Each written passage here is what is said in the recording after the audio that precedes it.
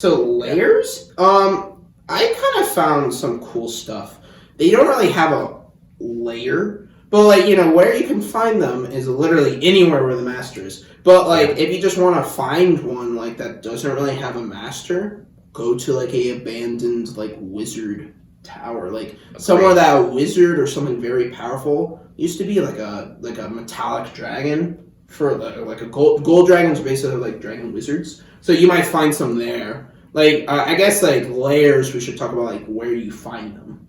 Yeah. You know? So places that are 1, stupid rich, 2, magical, 3, maybe well, actually it doesn't really matter. They can be in a public place or isolated. It's actually rare to find them with people than without people. It's actually kind of interesting. Because you can actually mess up the magic and die. It's a little fun. It's in the deepest. What do you mean mess up? Magic.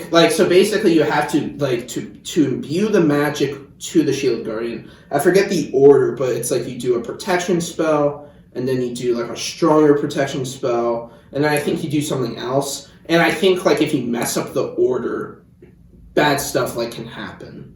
It just doesn't work, or it explodes, or you combust. Yeah, or it kills you. It just wakes up and kills you. Wakes up, snaps your neck. Yeah. Well, I mean, you. I don't think they can be sentient by themselves. But yeah, so you can still mess them up. So you might find remains of a messed up one. So you would have to take it apart, put it back together, and then you would have to you can't just find a messed up one and try to do it again. I don't think because you messed up all the magic material. Because I guess the other part of Shield Guardians is kind of like alchemy in a way, sort of ish. You're mixing all this magic together. Mixing magic is. How are you mixing magic? You mean you're. Well, you're just imbuing this thing with so much magic. You're making it Yeah. Because the protection spell isn't just making it's not for making robots alive. Constructs alive. What does that have to do with their layers? So what I'm saying with their layers is that you would normally find them just chilling in some magical place where they were a messed up. The wizard who was there messed up and then left. Okay. So that's where you will normally find shield guard that aren't But they haven't been created yet, so they aren't really shield guardians because you haven't. They didn't work. I guess. Okay. Well. Okay. I guess if you're. Okay. All right. Well, I guess if you want working ones, they can be literally anywhere where they're mastered. Yeah. So in terms of working ones, well, they can be anywhere because they follow masters around. So you're right there. Yeah. They especially can be anywhere in a powered off state because if the master dies or something, they may just stay where they're standing and wait there forever, right? But where are the most likely places you'll find one? It's not just going to be in the center town hall or in the well, right? It's going to be places that have to do with where they come from. And they are kind of an ancient creation. There was an elven empire that was big in making them. So where you'll really probably find them is in ancient ruins or ancient places. Wait, shut off, or are they functional? No, so what they were typically used for in past societies was to guard things. And so you'll probably find them guarding something still. So there may be this ancient thing that your PCs probably want, right? Your campaign probably revolves around them. And it's very likely if this thing is ancient, and especially if it's elven or one of those typical races, that there's going to be shield guardians still active. They've just been sitting there waiting for something to try to take it, and they're just going to guard it, right? And that's so cool. That's the most likely way you're going to fight one, is if you're trying to. You can have a character running around with one, but that character would be very lucky to have one. So that's rare. Yeah. But you can definitely find them guarding things. But so theoretically, if you find one guarding a place, that means it's well, I guess it's bond to the amulet could be literally anywhere in the world. The amulet could be in the bottom of the freaking ocean. Right. So you might actually not find it, but that would be sick if you found one, you're ooh, which one will be mine? I think that would be a cool concept for a character. The goal is to get a shield guardian. That'd be kind of sick. Well, let's stick with Lairs for now before we get to extra ideas. Okay, so Lairs. So you're gonna find them in a place that's probably ancient, it's ruined, it's not very easy to get to, and they might have been guarding an object, or maybe a person that's now dead, but they're guarding their remains, something like that. And yeah, the amulet it may be nowhere near here because whoever commanded it to guard here might have left, and died somewhere else. And that is a good way of having your PCs encounter shield guardians without saying, if you win, you get one. Because you may not want to give your PCs that power. I'm pretty sure they made that on purpose, saying like, yeah, the amulet could be anywhere in the world, all right? Yeah. So they knew like, all right, we're not just giving free shield guardians to the planet. They're powerful. Yeah, pretty much. But we'll get into. Actually, that's the next section or next section. So yes. So for a gist of their layers, like what he said, they were found in places where they were made or where they're guarding, so ancient ruins of the ancient elves. It's always elves. Or they're with their masters, which is pretty interesting. Normally their masters are wizards, so they're probably in a magical wizard tower place. Pretty cool. Perhaps. Or it would be scary if like a lich had one. Anyone could have one. Yeah, or like a dragon. Oh God. Imagine just like you pull up to like the ancient dragon. He's like, okay, pulls out like 5, amulets on his hand. Yeah. And you just see like 5 shield guardians just rise from the gold. It's like that would be a cool like boss. It's like you would think like, oh, like, you have this powerful boss. It's like a beholder, but then he pulls up with like 6 shield guardians. Yes. But again, okay, we gotta stay focused. Sorry. Extra ideas. Sorry, I just love shield Lairs. guardians. Okay. So that's Lairs.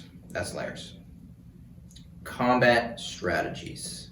This is actually really interesting. It really depends on what the person tells the shield guardian to do. Yes. All right. Well, before we start going all over the place, let's start basic. So in general, how will they? Let's say the master says, "Go kill that guy." How will they do it in general? Well, they would just look at the dude, walk or run towards him, and start punching him to death. Yeah. So they're very straightforward. They're not creative, right? They're not like, okay, if I break the chandelier's rope and cause it to fall, that will split the players over there, so I can focus on the fighter over here. No. Nope. It's just going to go in and say, my job's to kill you guys. I'm doing it right now. Yeah, like literally if the master said, go kill the wizard in the back, the shield guard will ignore everyone on the way until he starts attacking them. like literally he could just walk up to like a fighter stabs him, he just continues walking and starts attacking the wizard. And you're not really going to be able to stop this thing because it's not only strong, so grappling it won't last forever, but it also, that's actually about it. It has no reason to not fulfill its purpose. So if the master does say, go kill that wizard, there's literally nothing you can do. Rip the wizard. Unless the environment allows you to do something. Yeah, that would be kind of cool. Yeah, you can't charm it. You can't really grapple it. I'm so mad that what can you do? I mean, unless you got the barbarians you have to get creative. That fight. It's a boxing match of the ages. Barbarian v Shield Guardian. Who would win? Yeah. Honestly, I think the barbarian would. It may attack anything in its way. So if the barbarian is like standing in front and it's it would force it. It wouldn't just stop, turn and go. The shield guardian would definitely like punch him out of the way or pick him up and throw him. It would attempt like a shove action or something like that. As it's walking. But their strategy is basically what they're told to do. That's about it. I guess like if you're playing as the master of the shield guardian, don't tell the shield guardian, go kill that guy. Their entire purpose is to protect the master. So they're going to be staying close to the master. They're not going to run off to the back wizard and kill him. They're going to be using all their abilities to protect the master. Give him the extra armor, give him, take like the half damage. So like he will always be next to him. So as the DM, you should play as the master, and you should tell the shield guardian to protect me, attack anyone that gets close, but always stay at my side. That's one way. So that's one way, or So the shield guardian, that's his. So we're transitioning to shield guardians themselves, again, no mind, so their strategy is they just go do their job. But how can who you're combining it with use the shield guardian in a general sense?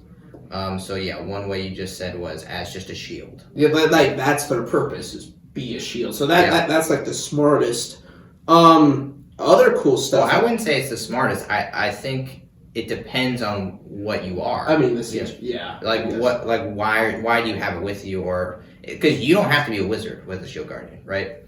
So I there's three I think overarching ones that I'll just go through right now. So the one you just mentioned would probably be best for a mage.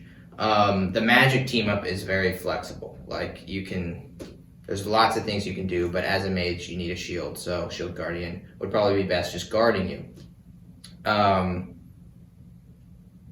But something you could also do is this is like a variant. You could just ride the shield guardian. There's mages who will definitely like strap something to like a chair, like we mentioned, and they'll cast spells from the shield guardian up top, and the shield guardian will be down there fighting, and that kind of keeps everyone safe. Oh yeah, no, that's true because they actually physically can't reach the wizard unless they have a long weapon, ranged or magic. Exactly, and it wouldn't.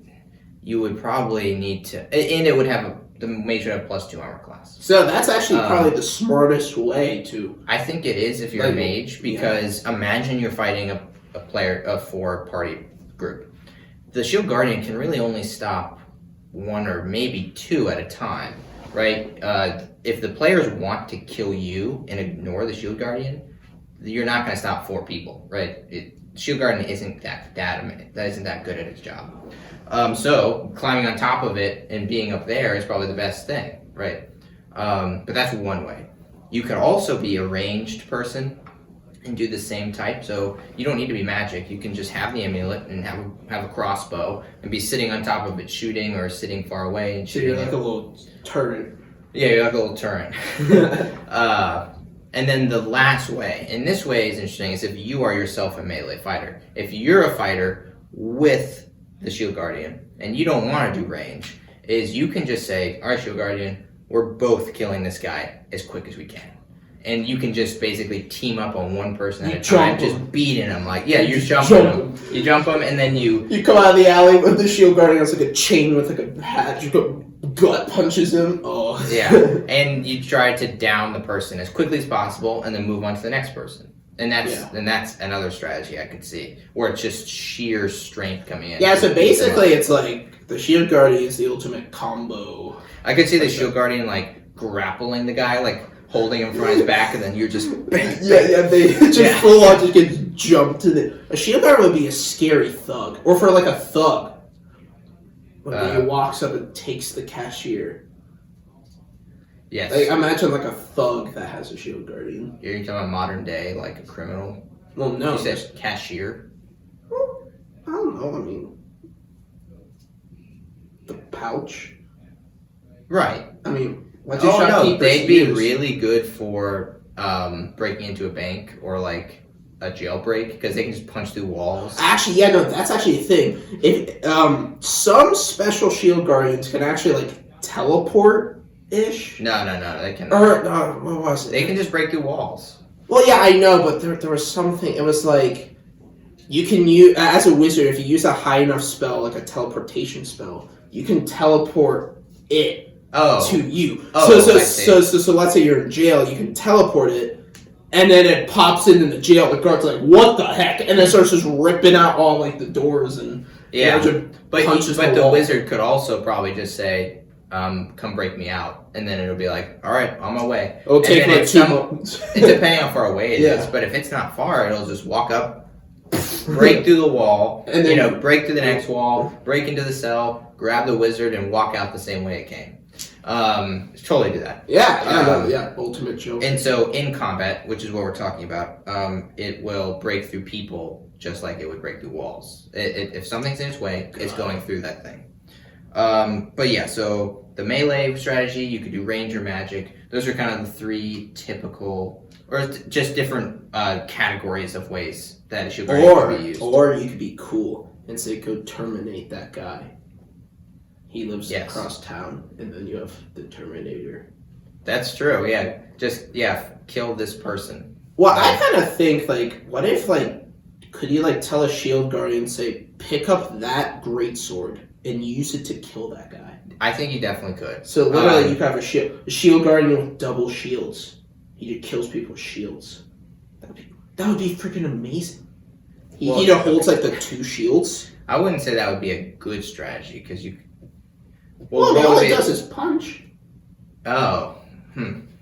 I guess that's a good point. Yeah, and then his armor class would be, what, 21? So you're giving it a super big armor class, but maybe you're not changing the damage of his punches, I guess. Or would you be? I don't think you would be. Why would a shield hit any less hard than its fist? Well, no, but the fact that you're giving it a higher armor class, which means it heals, so it's harder to hit him. So it's going to even take longer. It's going to take forever. Yeah, it's going to take forever to kill the man. You're literally just making it even more better at its job. That would be scary. Yeah, or like double shield. So okay, yeah. So one thing we could just talk about that now is you can give it weapons or shields. Or use its spell. That's a big thing. Yeah, if you can store a spell in it. You can. That's one. So you basically use a spell slot. You put it in the machine. You pack it up. So it's kind of like an extra spell slot, I guess. Whatever spell. So I'm not sure what level Fireball is, but that would be scary. You see Shield Guardian say Iron Man, plasma. Repulsor. That would be scary. Okay, so yeah, you mentioned spells. So yeah, in terms of combat strategies, if you are playing the character or the villain that has the Shield Guardian, you need to decide what spell is in there, right?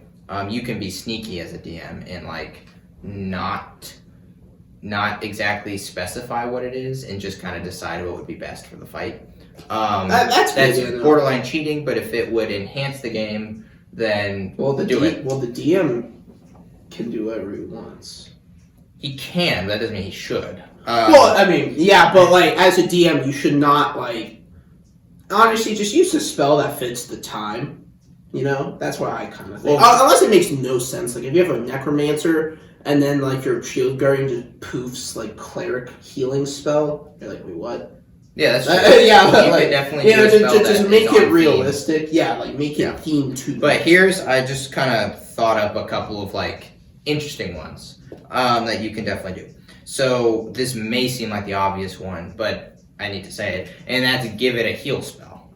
And so that is good and interesting because if, let's say, the players are trying to down the controller, which would be a very good idea because not only is that a quicker way to win the fight, but if they do win the fight, that way the Shield Guardian can be taken as their own, right? So it's very likely this may happen. So if that controller, the amulet wearer, puts a shield spell into the Guardian, it can also program the Guardian to use that shield spell when the controller is downed and then run.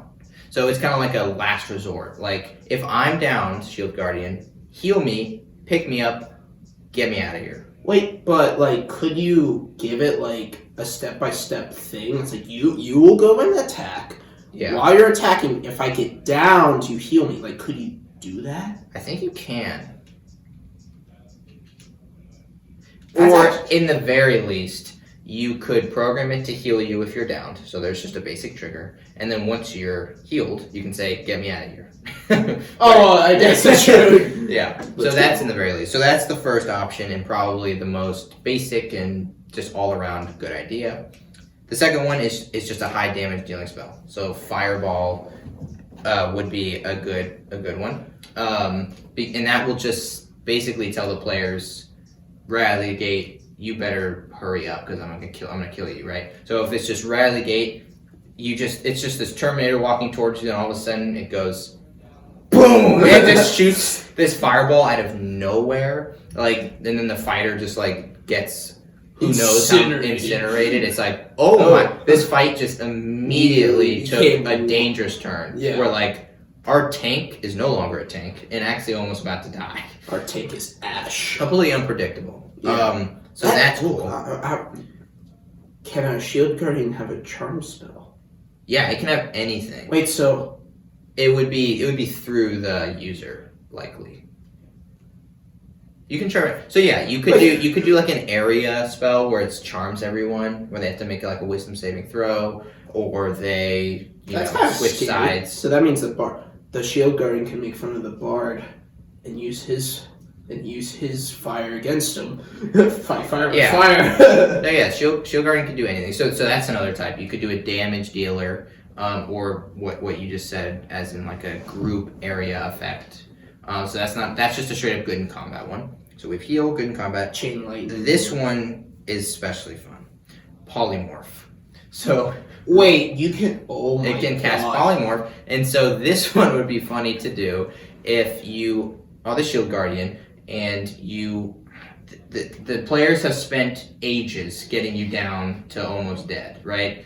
They have fought you and they're about to win, and then you as shield guardian go, I'm now a giant ape.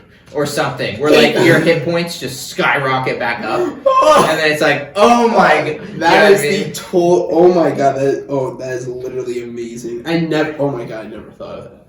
Yeah. Wait, so can they? So they're CR7. So what's a giant ape?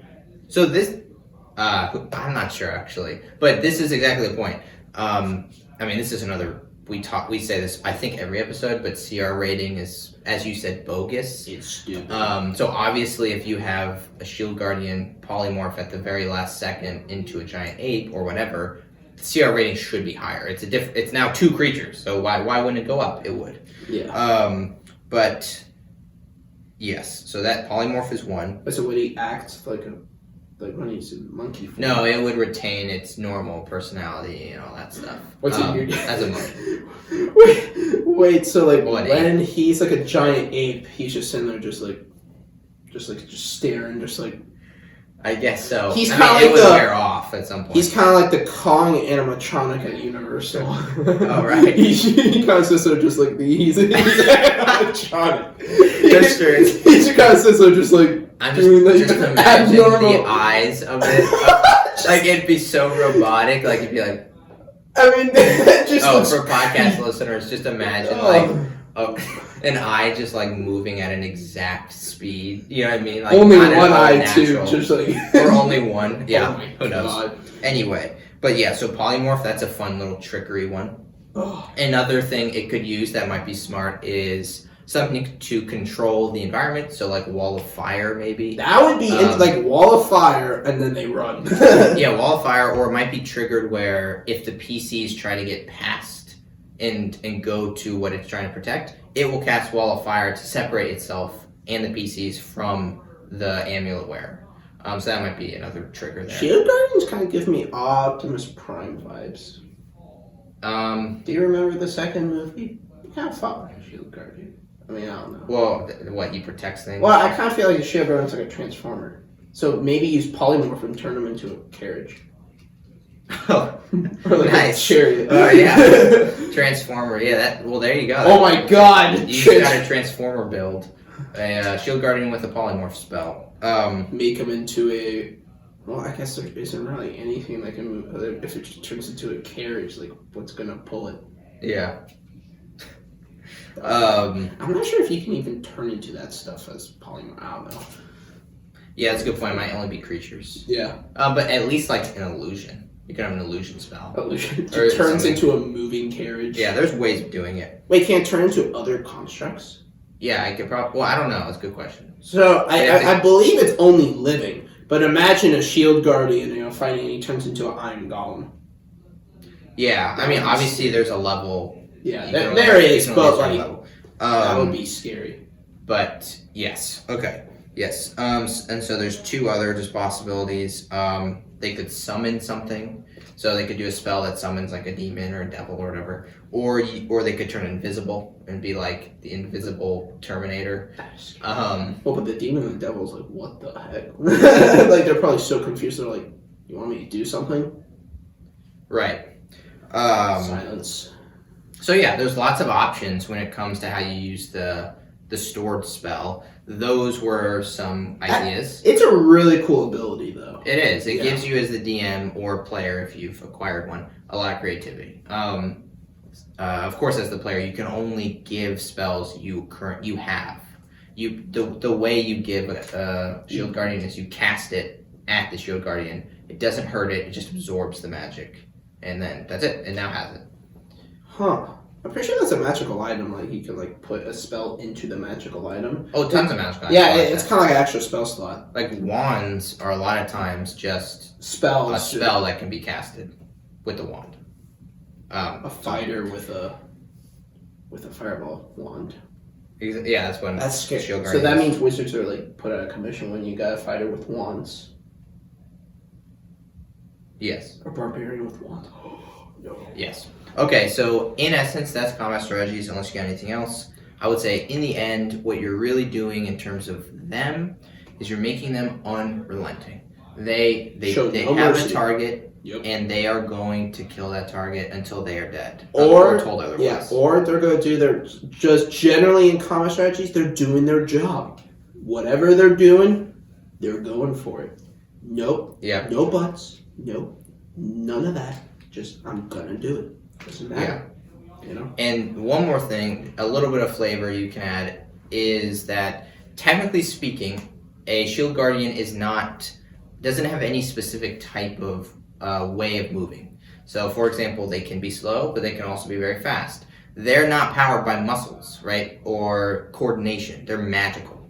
And so, an idea, basically, a way I think about Shield Guardians and how they move and how you can make them slightly different is they are linked to their controller in some sense. And I would say you could impose a little bit about that controller onto the Shield Guardian. So, for example, if you have the big barbarian controlling Shield Guardian, it may act slower and more like a barbarian.